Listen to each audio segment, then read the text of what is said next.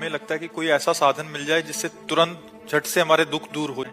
अवश्यमेव भोक्तव्यम कृतम कर्म शुभाशुभम। अपने कर्म को जीव को भोगना होगा।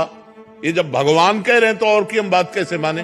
प्रारब्ध भोग नहीं कटता, खुली बात है। हाँ, हम ऐसी एक कला जानते हैं जो ऐसे दुखों में भी आप सह सकते हो। वो कला है भगवान का नाम, वो खुली बात कहते हैं।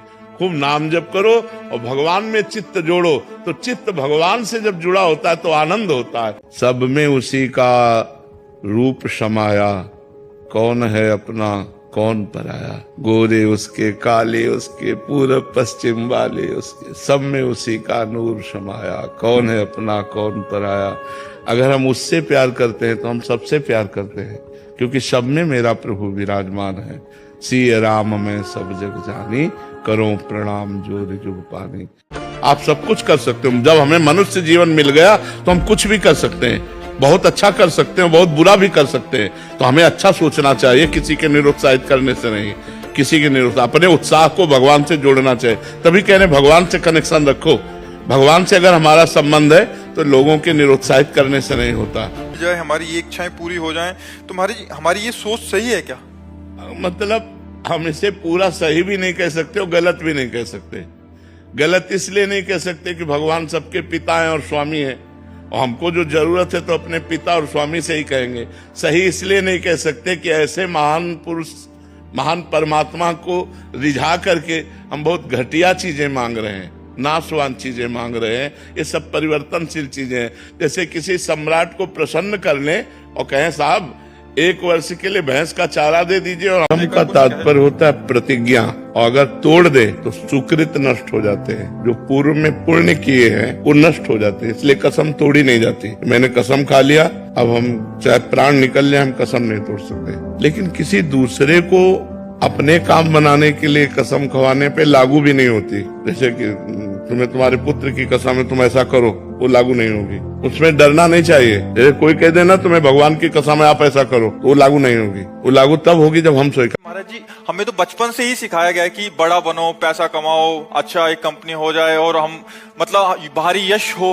महाराज जी ये देखो, भजन नहीं होगा तो आप मकान बनवा दो, आप रुपया जमा कर दो, भोग सामग्री दे दो, लेकिन ईर्ष्या, द्वेष, काम, क्रोध, लोभ, मोह, इनसे कौन बचाएगा? इनसे तो मरेंगे। 1 करोड़ रोज आने लगे ना आपको, तो आपको सैकड़ों करोड़ों की आवश्यकता हो जाएगी। पक्का विश्वास मानो, इनकी पूर्ति होने वाली कभी है? अंकों की अंक तो बढ़ते ही चले जाएंगे। इतना है उसी में संतुष्ट कर ले, भजन कर ले तो कर ले। इतने पढ़े लिखे डॉक्टर, इतने बड़े सर्जन, इतने बड़े, ये सब भगवान ने तो बनाए हैं। अगर छू से होता तो बढ़िया काम बन जाता। डॉक्टरों की जरूरत क्या है? बिल्कुल इधर उधर मत भटको। किसी को कोई परेशानी है सीधे अस्पताल जाओ। जैसे हम दवा करवा रहे हैं, टेबलेट खाते हैं, डायलिसिस करवाते हैं और भगवान की शरण में पड़े और नाम जप करते हैं। बिल्कुल सीधा रास्ता है।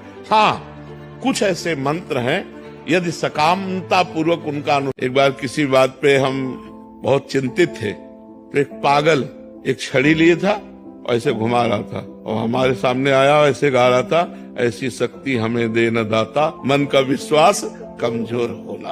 हमारी तरफ देखा, मुस्कुराया, चल दिया। हम उसको पंचांग प्रणाम किए थे कि प्रभु इस रूप में आकर के हमको उपदेश दे रहे, ऐसी शक्ति हमें दे न दाता, मन का विश्वास कमजोर होना, कि संशय मत करो, मेरे पर विश्वास करो। तो हम परमात्मा के हैं, इसकी पहचान बाप का लक्षण बेटे से मिलना चाहिए। तो हमारे जो प्रभु हैं वो अविनाशी हैं और हमारा स्वरूप अविनाशी है ना। अगर थोड़ा भी ज्ञान है तो इतना तो पता है कि हमारा स्वरूप अविनाशी है, ये रूप विनाशी है। दूसरी बात, हमारे अंदर एक चाह रहती है इस प्रमाण में कि हमारा स्वरूप अविनाशी है, मैं कभी मरू ना। अमर होने की चाह होती है ना, क्योंकि मेरा पिता अमर है, मेरा पिता अमर है, परमात्मा अमर है ना।